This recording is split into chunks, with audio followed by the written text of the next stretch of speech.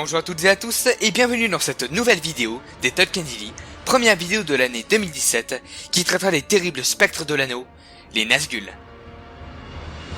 Un par un, l'un après l'autre, selon leur force première et le bien ou le mal qui les avait poussés au départ, ils devenaient esclaves de l'anneau qu'ils portaient et tombaient sous l'emprise de l'unique, celui de Sauron.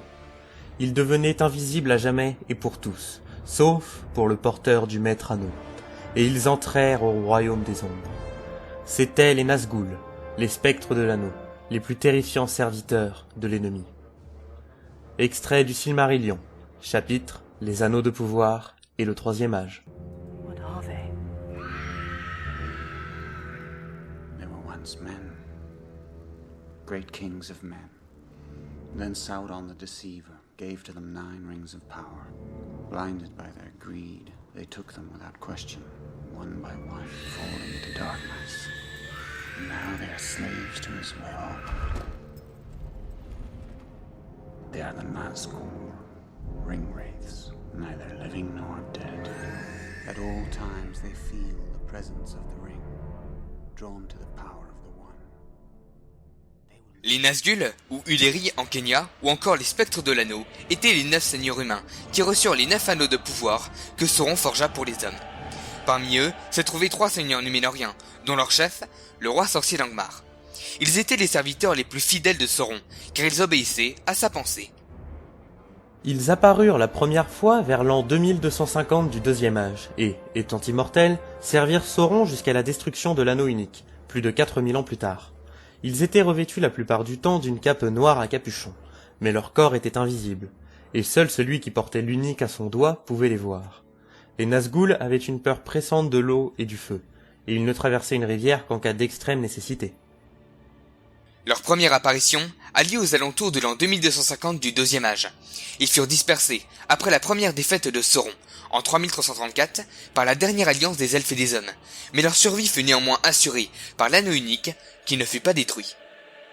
Les sages crurent que les Nazgûl avaient disparu avec leur maître, ce qui était loin d'être le cas.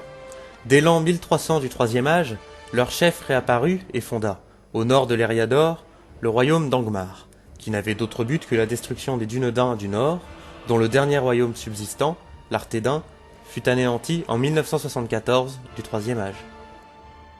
Dès l'année suivante, le roi sorcier fut vaincu par les armées du Gondor et de Círdan lors de la bataille de Fornost et s'en retourna en Mordor, où la puissance de Sauron ne cessait de croître. En 2000 du troisième âge, les 9 Nazgûl assiégèrent Minas Ithil et s'en emparèrent après un siège de 2 ans. L'ancienne ville gondorienne devint la résidence principale des Nazgûl, une cité terrifiante qui fut rebaptisée Minas Morgul. En 2460 du troisième âge, Sauron revint à Dol Guldur, mais l'on n'entendit point reparler des Nazgûl avant l'an 2951, quand Sauron retourna au Mordor et commença la reconstruction de Barad-dûr. Il envoya alors 3 Nazgûl à Dol Guldur, dont le second du roi sorcier, Khamûl, l'ombre de l'Orient. En 3017 du troisième âge, Sauron les envoya à la recherche de l'unique.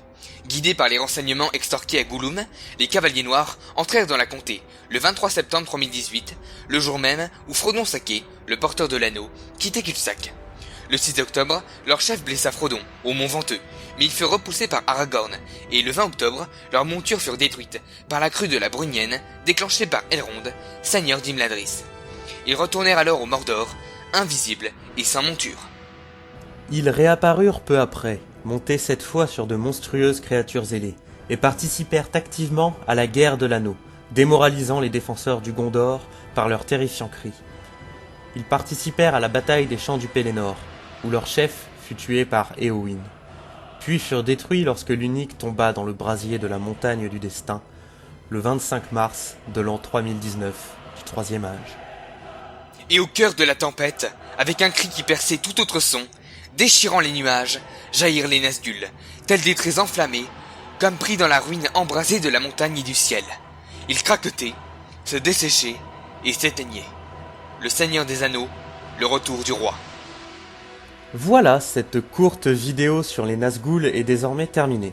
Mais avant de vous quitter, on aimerait vous faire une petite annonce à propos de notre blog. Alors pour ceux qui ne le savent pas, ça fait à peu près, depuis qu'on a commencé en fait, depuis qu'on a commencé à faire des vidéos ensemble, qu'on a lancé un blog où on faisait des articles, on reprenait nos vidéos sous forme d'articles. Bon, on l'a un peu abandonné ces derniers temps. J'ai tenté de reprendre vite fait avec notre vidéo sur Sauron, donc ça datait du mois de mars dernier, donc vous voyez que ça fait très longtemps qu'on n'avait pas mis les pieds dessus, mais là j'ai plus du tout le temps. Donc ce qui va se passer, c'est qu'en quelque sorte, on va délocaliser le blog, donc l'ancien site va être fermé, donc on va refaire un site, ça va être exactement la même chose, mais ça sera du coup, ce sera plus le même lien. Donc on vous mettra, je pense qu'MSG vous mettra le lien dans la description. Sur ce, je vous souhaite moi-même une très bonne année, et on se retrouve le mois prochain pour une vidéo qui traitera du célèbre dragon Smaug. Salut à tous!